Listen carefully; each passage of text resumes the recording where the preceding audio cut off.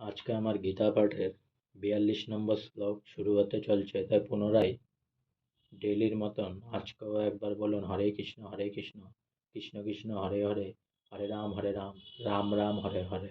চলুন গীতা পাঠের ৪২ নম্বর শ্লোক শুরু করি।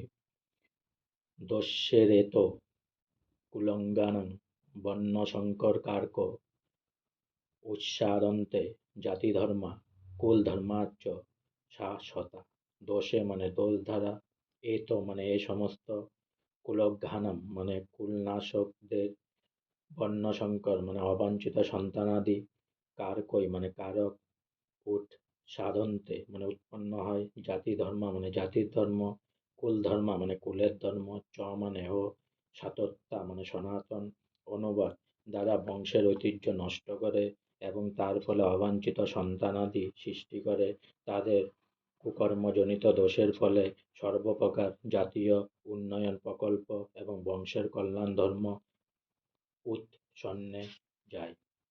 তাৎপর্য: সনাতন ধর্ম বা বর্ণাশ্রম ধর্মের মাধ্যমে সমাজ ব্যবস্থায় যে চারটি বর্ণের উদ্ভব হয়েছে তার মূল উদ্দেশ্য হচ্ছে মানুষ যাতে তাদের জীবনের চরম লক্ষ্য মুক্তি লাভে সক্ষম হয়।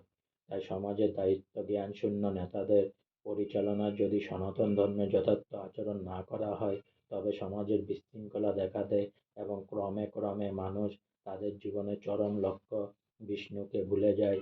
এই ধরনের সমাজ নেতাদের বলা হয় অন্ধ, এবং যারা এদের অনুসরণ করে তারা অবধারিতভাবে অন্ধকূপে পতিত হয়।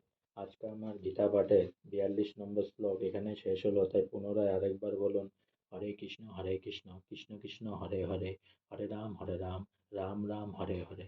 অনেক অনেক সাবস্ক্রাইব করুন আমার চ্যানেলটি, অনেক অনেক লাইক করুন প্লিজ।